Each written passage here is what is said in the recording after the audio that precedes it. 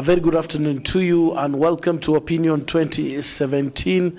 It's a day after mass protests in Nairobi and across the country that were called for by the NASA leadership, and a day when every other Kenyan is asking what next after the NASA coalition leader withdrew from the October 26th elections that were supposed to actually be happening. And we are right here at Okoa, Kenya, where the NASA leadership is expected to address a press conference shortly. I am joined by Mheshimiwa Aduma Owor, who is a member of parliament for Nyakach constituency. Karibu sana Mheshimiwa.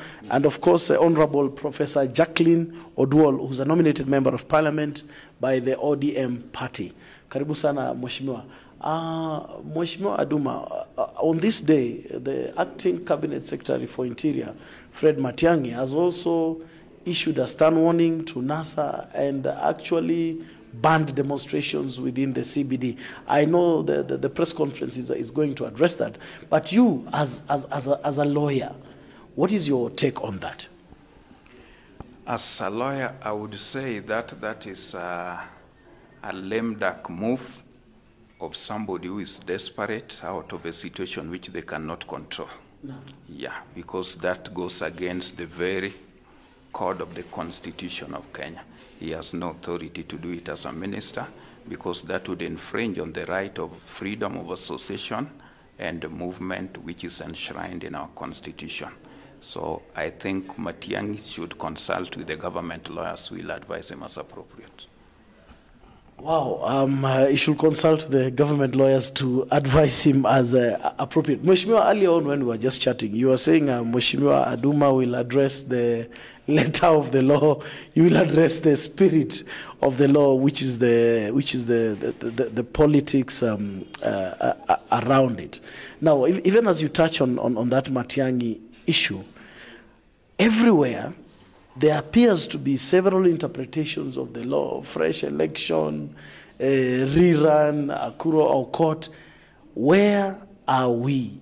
Raila Odinga is saying there will be no election. Some quarters are saying if he's not there, they will proceed with the people who are there. But some people are also saying now there's Form 24A, which he has not filled. So whether he has withdrawn or not, he'll be on the ballot. Thank you very much. I would say that where we are in Kenya today is really where NASA, upon realization of the manner in which the elections of August 8th were really organized contrary to Article 81 of the Constitution. We are aware that we would want that elections be not only credible, but be free and fair, and that this would be reflected in terms of the degree of seriousness and the degree of integrity.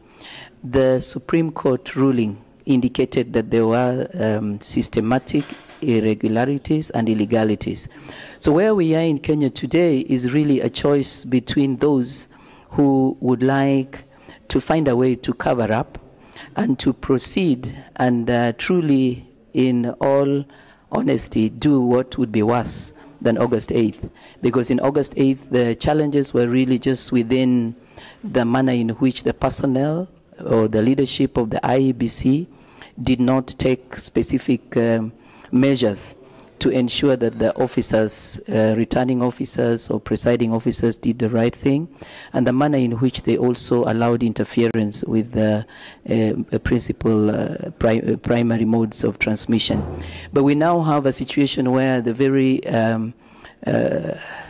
institution that Mheshimiwa Aduma and I sit in are in the process of using tyranny of numbers, which is politics, to change law, not in the interest of Kenyans as law should be in terms of solving problems, but really by all indications to retain power at any means. So I think where we are in Kenya is a moment where we must not only look at the letter of the law, but we must look at who it is that the lawyer who is reading that letter is representing, because then we will see the spirit that would either be for Kenyans and for unity and prosperity of Kenya, or we'll see a spirit of people desperate, as Mheshimiwa indicated, to retain power.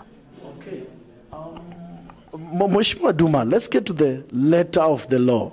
Fresh election, first nullification, fresh elections, repeat elections, Form 24A, Raila withdrawing, and some people, like Ekuru Court now, a court order by Justice Mativo indicating that his rights were infringed, so he's supposed to be on the ballot paper. Does it mean that if on the 26th there are no elections, there is no president?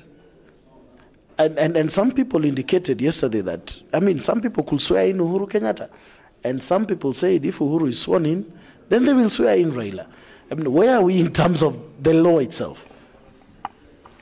Thank you. In terms of the law, if you look at it, you would see that IEBC as constitution is not ready for this presidential election, because they are saying Raila's resignation or boycott would not carry validity.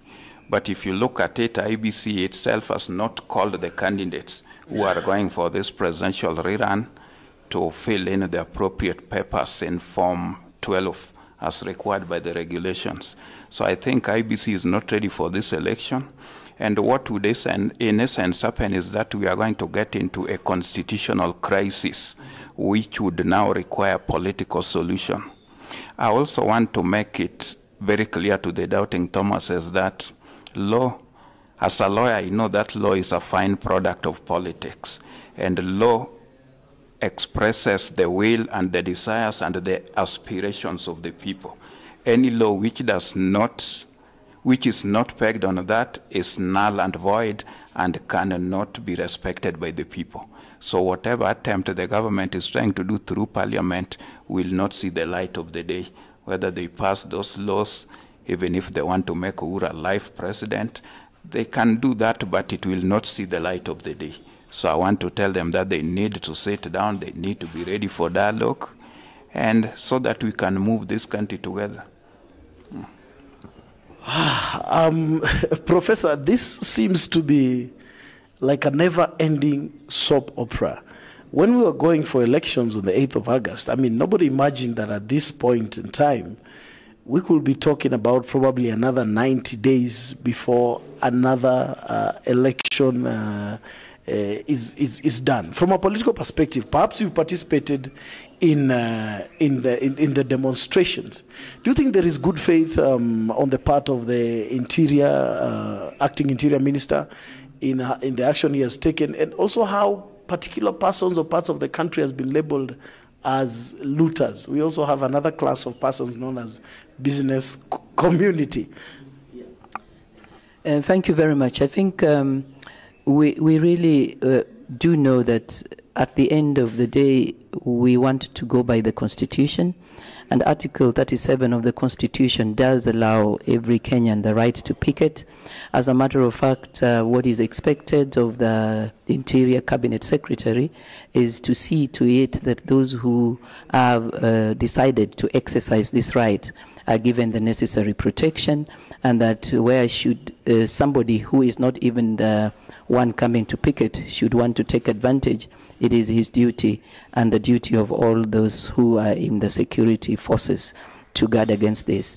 But what I can say is that as we watch the Cabinet Secretary, I would want to submit that we are really going back to the dark days, where we not only had disregard for the rule of law, but where there was blatant impunity that would be meted out on innocent civilians, and an attempt really to muffle the voice of the common man and woman. And I would like that we remember that the journey that we have walked so far, which journey Ezra Chiloba, when he spoke on television the other day as the CEO of IEBC, said we must not give up on. The journey of democratization and the journey of ensuring that the Constitution 2010 which does give us very clear guarantees and freedoms, is observed. And so I would want to urge any Kenyan who gets to hear my voice that if you are a Kenyan that has sovereignty in Article 1 of the Constitution, you are represented by those who are in Parliament. If there is a case, as you can see, where those of us who are representing you in Parliament are by and large being intimidated and bullied through tyranny of numbers out of context, then you need to see that the only constitutional means that we have is to come to you, because we are not able to speak to anybody else. And it is extremely important that we not only rise and take up this right, but that we are also able to remind C.S. Matiang'i and anybody else who is exercising authority delegated by Kenyans that they have absolutely no right to stop any Kenyan from realizing their legitimate right. Okay, I hear you. I mean, we're just wrapping up. Probably I'll just come back to you for 30 seconds closing remarks. Earlier today, His Excellency Engineer Dr. Raila Amolo Odinga did have a meeting, pay a courtesy call to the Archbishop of Canterbury, who's the head of the Anglican Church. He's expected back in the country on Saturday, and then on Sunday, he's expected to address a mammoth rally at Mama Ngina grounds in Mombasa County. James Agre Orengo, the Siaya senator, did indicate that from Monday, protests will be every single day. As a lawyer, as you wrap up, first, can the economy survive protests every day as you wrap up? Thank you. The economy will not survive. This is an economy which died many years back from 2013. And I think this would just be sending it now to the grave.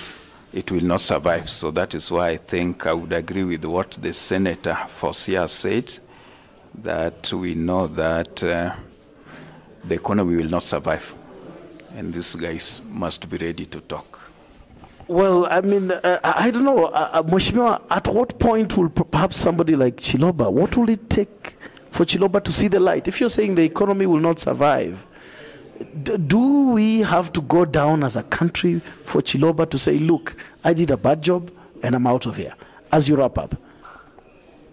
Thank you. I think the reason why Kenyans are out picketing is because that is the only recourse that is available to not only reclaim our country, but indeed to protect Constitution, which we have. And so I think as we make this effort, we would like that all Kenyans remember that contrary to propaganda that would be coming out indicating that there is an attempt by our presidential candidate to cause confusion, I think the writing is clear on the wall.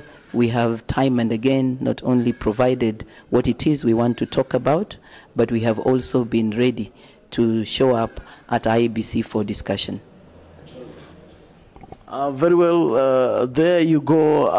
I was having a discussion with Aduma War MP for Nyakach, and of course Professor Jacqueline Oduol, who's a nominated MP by the ODM party. Thank you very much.